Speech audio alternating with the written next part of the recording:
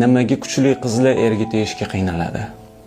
Chunki ular ham qachonlardir juda ham ko'ngli ochuv, juda ham nozik, ishonuvchan qiz bo'lishgan.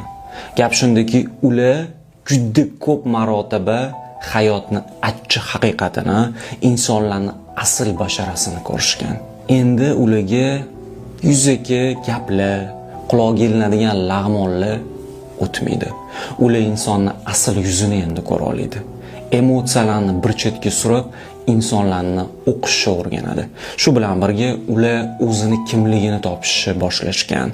O'zini shaxsiy chegaralari, qiziqishlari, o'zini ustunliklarini biladi. Tabiiyki, ularga nisbatan har xil manipulyatsiyalar, ularga nisbatan abyuzerlarning abyuzlari va shunga o'xshash narsalar o'tmaydi.